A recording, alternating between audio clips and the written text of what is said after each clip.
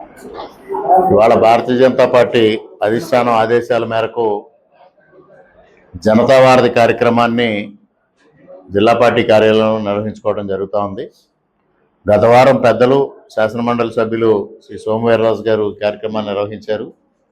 ఈ వారం నేను నిర్వహించడం జరుగుతూ ఉంది. ప్రతి వారం ఒక నాయకులు ఉండి ఇక్కడ ఈ జనతా వారధి ద్వారా ప్రజల యొక్క సమస్యల్ని తెలుసుకొని వాటిని ప్రభుత్వానికి నివేదించి లేదా జిల్లా స్థాయి అధికారులకు నివేదించి ఆ సమస్యల పరిష్కారం కావటం కోసం భారతీయ జనతా పార్టీ ప్రజలకి ప్రభుత్వానికి మధ్య వారధిగా పనిచేసే విధానాన్ని ఈరోజు రూపకల్పన చేయడం జరిగింది.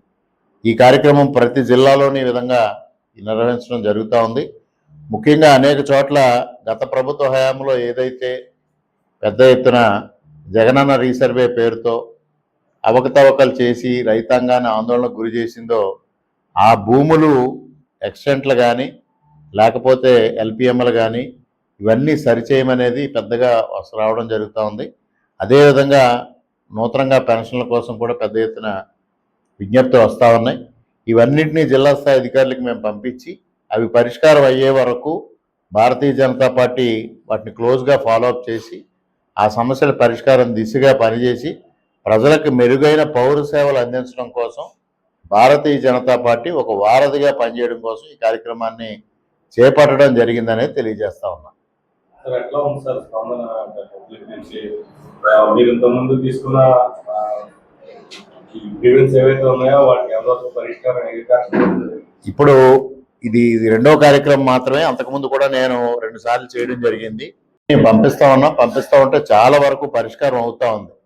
ముఖ్యంగా పెన్షన్ల విషయం ఉందంటే పెన్షన్ల విషయం ఇంకా కొత్త పెన్షన్లు మంజూరు కాలేదు కాబట్టి ఒక 2-3 మాసాల్లో కొత్త పెన్షన్లు మంజూరు అవుతాయి కాబట్టి అప్పటి వరకు మనం వేచి చూడాల్సిన అవసరం ఉంది. అదేవిధంగా ఈ ఏదైతే ల్యాండ్ ఇష్యూస్ ఉన్నాయో ల్యాండ్ ఇష్యూస్ను కూడా మన ముఖ్యమంత్రి గారు రాయవరం ప్రోగ్రాంలో ఒక స్పెసిఫిక్ డైరెక్షన్ ఇచ్చారు.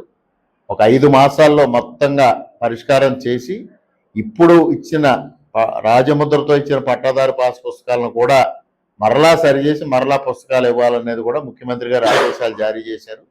ఆ విధంగా ఒక 5 మాసాలకి ఈ విధమైన సమస్యలన్నీ మేము పరిష్కారం చేయగలుగుతాం అనేది గాఢంగా విశ్వసిస్తూ ఉన్నాం.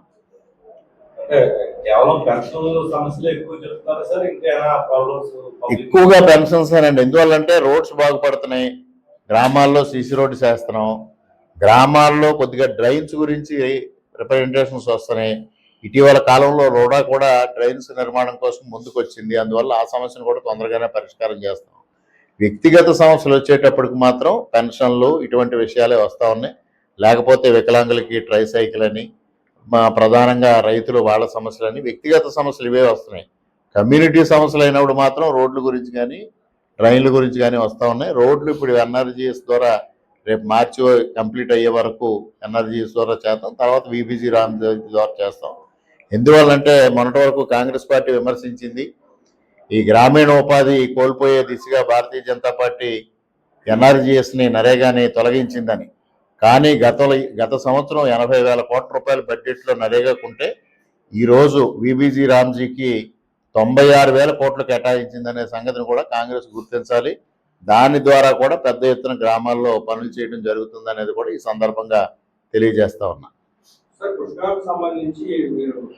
అనేది ఒక గోదావరి పరివాహక ప్రాంతమే కాదు, పూర్వపు ఉభయ గోదావరి జిల్లాల్లో ప్రతి కాలువలోని కూడా గోదావరి నీరు ఎక్కడైతే ప్రవహిస్తూ ఉందో ప్రతి చోట పుణ్యస్నానాలు ఆచరిస్తారు.